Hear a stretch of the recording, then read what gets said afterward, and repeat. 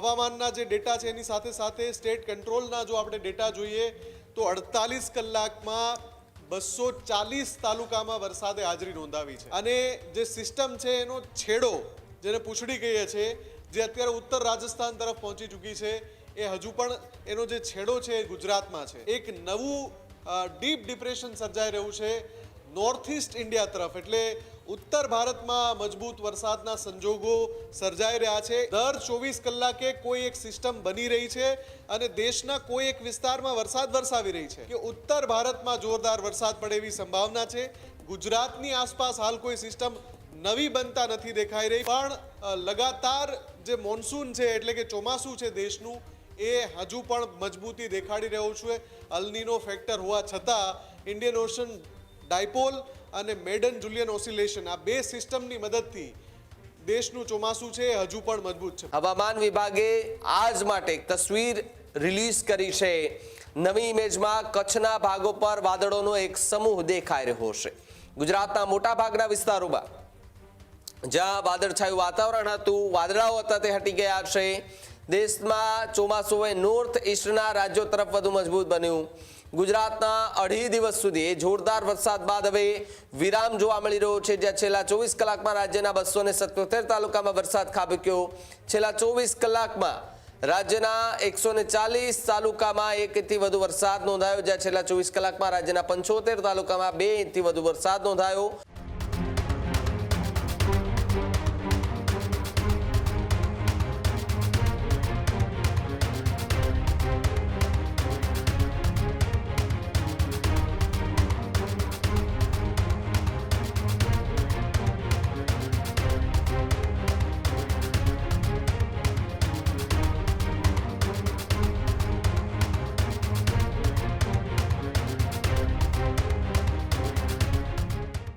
આગામી 24 કલાકમાં રાજ્યનું વરસાદનું રાજ્યમાં જોર ઘટી જાય તેવી પણ જે છે તે હાલ વાત સામે આવી રહી છે, એટલે કે રાજ્યના લગભગ વિસ્તારોમાં સારો વરસાદ જે છે તે જોવા મળી રહ્યો છે। અને આ નવી તસવીર કે જે બતાવી રહી છે કે કચ્છની અંદર હજુ પણ વરસાદ જે છે તે આજના દિવસ માટે ક્યાંક પડી પણ શકે છે। વધુ માહિતી માટે મુફદ્દલ જોડાયા છે। મુફદ્દલ, ધીમે ધીમે ચોમાસું જે છે તે હવે વરસાદ જે છે તે વિરામ લેતો દેખાઈ રહ્યો છે અને ફરી એકવાર વરાપ નીકળતી દેખાઈ રહી છે। આજની સેટેલાઇટની તસવીરમાં કચ્છ પર ભારે વરસાદની આગાહી કરાઈ છે।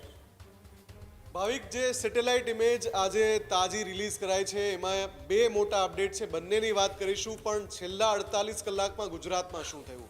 જો 72 કલાકની જે આગાહી હતી એ પૈકી 48 કલાક સુધી આખા ગુજરાતમાં દક્ષિણ ગુજરાતથી શરૂઆત કરીએ તો ડાંગ, વાપી, વલસાડ, નવસારી, ભરૂચ આ તમામ વિસ્તારોમાં, મધ્ય ગુજરાતમાં છોટાઉદેપુર હોય, પંચમહાલ હોય, આણંદ, નડિયાદ આસપાસનો વિસ્તાર હોય, વડોદરા આસપાસનો વિસ્તાર હોય, અમદાવાદ, ગાંધીનગર, મહીસાગર આ તમામ જિલ્લાઓમાં 48 કલાકમાં વરસાદ પડ્યો। ઉત્તર ગુજરાતની વાત કરીએ તો પાટણમાં વરસાદ પડ્યો, અરવલ્લીમાં પડ્યો, બનાસકાંઠાના છૂટાછવાયા વિસ્તારમાં પડ્યો, સાબરકાંઠાના છૂટાછવાયા વિસ્તારમાં પડ્યો વરસાદ।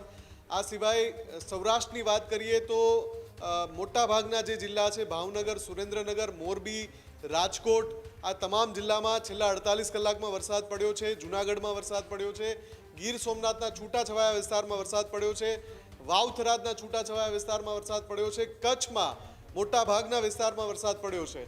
આ તમામ જિલ્લામાં 48 કલાકમાં વરસાદ પડ્યો છે। જો હવામાનના જે ડેટા છે એની સાથે સાથે સ્ટેટ કંટ્રોલના જો આપણે ડેટા જોઈએ તો 48 કલાકમાં 240 તાલુકામાં વરસાદે હાજરી નોંધાવી છે। અડધા ઇંચથી માંડીને 15થી 18 ઇંચ જેટલો વરસાદ અલગ અલગ વિસ્તારોમાં નોંધાયો છે। અત્યારે પણ સૌરાષ્ટ્રના છૂટાછવાયા વિસ્તારોમાં વરસાદ ચાલુ છે, કચ્છના કેટલાક વિસ્તારોમાં વરસાદ ચાલુ છે અને જે સિસ્ટમ છે એનો છેડો જેને પૂંછડી કહીએ છીએ જે અત્યારે ઉત્તર રાજસ્થાન તરફ પહોંચી ચૂકી છે એ હજુ પણ એનો જે છેડો છે એ ગુજરાતમાં છે। હવે સેટેલાઇટ ઇમેજમાં જે નવું અપડેટ છે એની વાત કરી લઈએ। એક નવું ડીપ ડિપ્રેશન સર્જાઈ રહ્યું છે નોર્થ ઈસ્ટ ઇન્ડિયા તરફ, એટલે ઉત્તર ભારતમાં મજબૂત વરસાદના સંજોગો સર્જાઈ રહ્યા છે। ટૂંકમાં આનો અર્થ એવો થાય કે દેશમાં ક્યાંય પણ મોન્સૂન એક્ટિવિટી બંધ હોય અથવા તો સંપૂર્ણ વાદળો ગાયબ હોય એવી પરિસ્થિતિ નથી સર્જાઈ રહી। દર 24 કલાકે કોઈ એક સિસ્ટમ બની રહી છે અને દેશના કોઈ એક વિસ્તારમાં વરસાદ વરસાવી રહી છે। હવે જે સંકેતો મળી રહ્યા છે હવામાન વિભાગ અને ખાનગી એજન્સીઓના રિપોર્ટના આધારે કહીએ તો એ સંકેત એવા છે કે ઉત્તર ભારતમાં જોરદાર વરસાદ પડે એવી સંભાવના છે. ગુજરાતની આસપાસ હાલ કોઈ સિસ્ટમ નવી બનતા નથી દેખાઈ રહી, પણ ભાવિક આપણે અસંખ્ય વાર કહી ચૂક્યા છીએ કે 24 કલાકમાં નવી સિસ્ટમ બનવાનું સંભવ છે. એટલે અત્યારથી 24 કલાક પછી કોઈ નવી સિસ્ટમ બને તો એ આપણને અત્યારે ખબર ના હોય, પણ લગાતાર જે મોન્સૂન છે એટલે કે ચોમાસું છે દેશનું એ હજુ પણ મજબૂતી દેખાડી રહ્યું છે. અલનીનો ફેક્ટર હોવા છતાં ઇન્ડિયન ઓશન ડાયપોલ અને મેડન જુલિયન ઓસિલેશન આ બે સિસ્ટમની મદદથી દેશનું ચોમાસું છે એ હજુ પણ મજબૂત છે. ભાવિક, બિલકુલ આભાર જોડાવા બદલ અને માહિતી બદલ. ખેડૂત ભાઈઓ છે ખેતરમાં ડ્રોન ઉડાવતા હોય છે ત્યારે આપણે એક પ્રશ્ન સતાવતો હોય છે કે જે આપણે અત્યાર સુધી જીપીએસ ટેકનોલોજી વાળા ડ્રોન વાપર્યા છે, જેથી કરીને મોબાઈલ ટાવર છે અથવા તો હાઈ ટેન્શન લાઈન પસાર થતી હોય, કોઈ વૃક્ષો હોય, ત્યારે જે જીપીએસ ટેકનોલોજી વાળા ડ્રોન છે એમાં ટકરાય અને ટ્રેસ થાય છે. પણ એગ્રીઓન લાવ્યું છે જીએનએસએસ ટેકનોલોજી ડ્રોન, જેથી કરીને એ ડ્રોન છે એ કોઈ જગ્યાએ ટકરાય નહીં, પોતાની રીતે જ ડિસિઝન લે છે અને મૂવ થઈ જાય છે, જેથી કરીને જીએનએસએસ ટેકનોલોજી ડ્રોન છે એ વાપરવાનો આગ્રહ રાખો. અત્યારે જ ન્યૂઝરૂમ ગુજરાતની યુટ્યુબ ચેનલને સબસ્ક્રાઇબ કરો અને ઇન્સ્ટાગ્રામ અને ફેસબુક પર ફોલો કરો. અપડેટ રહો, સત્યની સાથે રહો.